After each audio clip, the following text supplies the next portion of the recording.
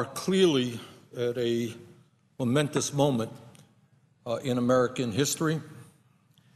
The American people are engaged. We're getting tens of thousands of people visiting our website, sanders.senate.gov, every day. People want to know what's going on. And as the longest-serving independent in American history in Congress, let me give you my view of where we are right now. First, I do want to say that I get a little bit tired of hearing some of our pundits and some of the politicians around here blithely talking about trillions of dollars in cuts. And I see some of these guys making huge salaries on TV say, why don't they just come to an agreement, $2 trillion in cuts, $3 trillion in cuts? Well, that may be okay if you're making a whole lot of money on television, doing a television show. But clearly those people have not been talking to real Americans. So let me just go over what the media and many of us in Congress have not been talking about, and that is what the impacts of these trillions of dollars of cuts are about. These are not just words on a piece of paper. These are cuts which are going to have devastating impacts on people who are already suffering as a result of the worst recession since the Great Depression. Now, some people come up with this great idea, and they say, you know, the COLA, the cost of living adjustment for Social Security, is too high today. Seniors and disabled vets are getting just too much. And quote-unquote noted economists, I have not heard from these noted economists, think that it's just too extravagant. Well, Mr. President, you go back to Baltimore, and I'll go to Vermont, and we'll ask seniors whether they think the COLAs they're getting now are too extravagant, given the fact they haven't gotten a COLA in the last 2 years. And studies that I have seen say not only are the COLAs today not too extravagant for Social Security and disabled vets, they are in fact too low because they underestimate the real expenses of seniors, which largely have to do with health care and prescription drugs. Costs are soaring. Any of these pundits or any of these economists who go out and talk to real people and say Social Security COLAs are too high, they're going to get laughed right out of the room because it ain't true. But if we come forward with the so-called chained CPI, this new formulation for COLAs, this is what it will mean in the real world.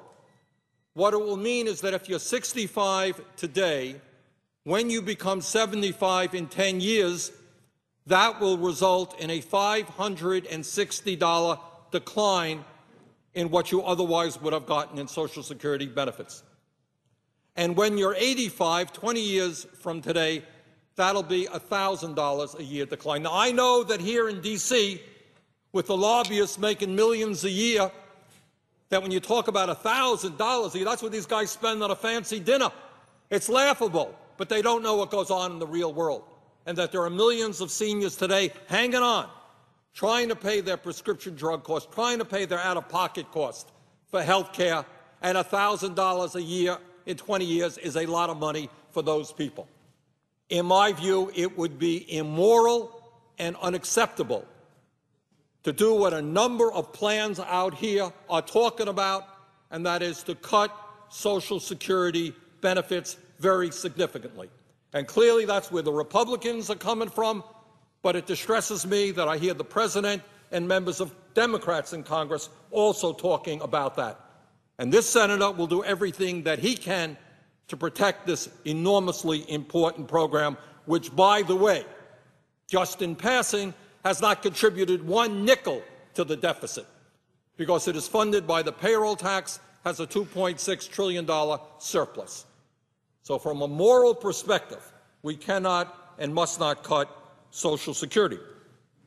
And then, Mr. President, there are other geniuses out there who are saying, well, you know, Medicare, health care costs are going up, and maybe it's time that we did something like make major cuts in Medicare, including raising the eligibility age from 65 to 67. What's the problem?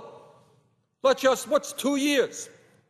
Well, clearly those folks have not talked to anybody today who is struggling when they're 60 or 63 and are looking forward to Medicare at 65. What happens, Mr. President, if you are a modest income person and you are 66 years of age and you're dealing with a health care crisis? Maybe you get hospitalized. But the government has said, pundits have said, my Republican friends have said, we're going to raise the Medicare age to 67. You tell me. Let the American people tell me what happens to those millions of people. What are they supposed to do? You get diagnosed with cancer. You have a serious heart problem. You're 66. You have no money in the bank. What happens to you? How many of those people will not survive? And then other people say, well, Medicaid's an easy program to cut. I mean, let's be politically honest about Medicaid. Medicaid is for lower-income people. They don't have lobbyists here. They don't make large campaign contributions. Many low-income people don't vote. They're an easy target to go after. Let's cut hundreds of billions of dollars from Medicaid. Well, let's be clear now, Mr. President. According to a recent study at Harvard University, some 45,000 Americans die each year, needlessly, unnecessarily, because they don't get to a doctor on time. 45,000 Americans, 15 times what we lost in the disaster of 9/11. Every single year, those people are dying. What happens if you make savage cuts in Medicaid? How many children do you throw off of the Children's Health Insurance Program? What happens to the older people who are now in nursing homes on Medicaid? What happens to all of those people? Well, I guess we don't have to worry about them. They're lobbyists. They're not here. What happens to people on disabilities? Now, we turn our backs on those people. That's what we do. Now, Mr. President, one of the very interesting aspects of this whole debate and why the American people are so angry, so frustrated, and so disillusioned is that Congress is moving in a direction of exactly the opposite way that the American people want us to handle deficit reduction. Every single poll that I have seen in my experience in talking to people in the state of Vermont has been that people want shared sacrifice. People understand that the wealthiest people in this country today are doing phenomenally well. Over a recent 25-year period, 80% of all new income went to the top 1%. The rich are getting richer, and you know what? Their effective tax rates today are one of the lowest in American history, about 18%.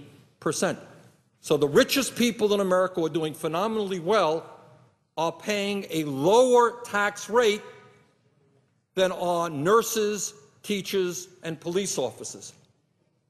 And the American people who see the middle class declining and the rich getting richer, they are saying, hey, it is only fair that the wealthiest people help us contribute to deficit reduction. And you can't place the whole burden on the backs of people who are getting poorer and poorer as a result of the recession.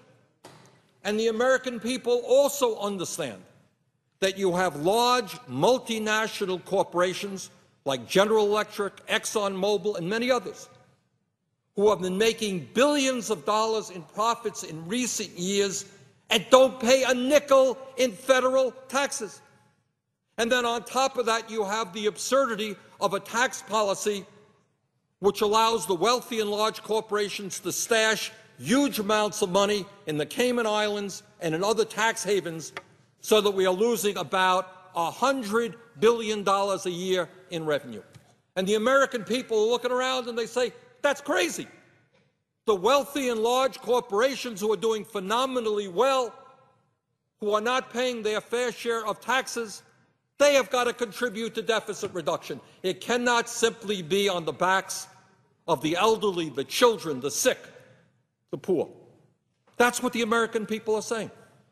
Poll after poll. Mr. President, there was a poll that just came out the other day, just one more of many polls. Washington Post. Should the wealthiest people in this country be asked to pay more? That's the question. And they asked, in order to reduce the national debt, would you support or oppose the following question: raising taxes on Americans with incomes of over $250,000 a year? 72% of the American people in that poll said yes, 27 said no. Overwhelmingly, every poll that we see says the wealthy have got to pay more in taxes, and then these same polls say protect Social Security, protect Medicare, protect Medicaid, protect education. And here's the irony. We are marching down a path which will do exactly opposite of what the American people want. Our Republican friends have been absolutely fanatically determined that no matter what happens, billionaires and large corporations will not pay a nickel more in taxes. That has been their religious belief, not a nickel more from the wealthiest people in this country. And I have to say, Mr. President, Democrats have not been particularly strong in opposition to that, nor has the President been strong.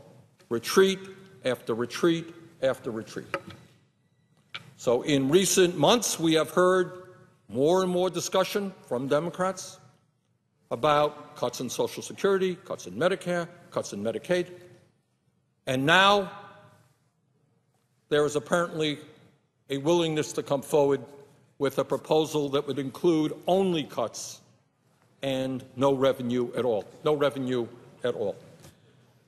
So, Mr. President, I think the American people are angry.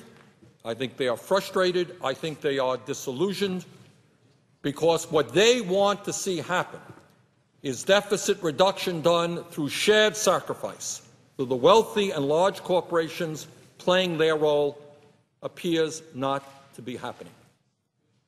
And when they have said loudly and clearly that we must protect Social Security, Medicare, and Medicaid, they are also seeing that that is not happening. So, Mr. President, I would just conclude that I think there is a path to a deficit reduction which is fair and responsible. It does ask the big money interests to understand they are Americans also. They have got to play a role in deficit reduction. It does say that at a time when we have tripled military spending since 1997, we have got to make significant cuts there as well. So, Mr. President, I would hope that our Republican friends would give up their fanatic opposition to asking billionaires and millionaires and large corporations from playing a role in deficit reduction. I would hope my Democratic friends would stand tall, and I would hope that at the end of the day we would have a deficit reduction program that the American people would feel good about.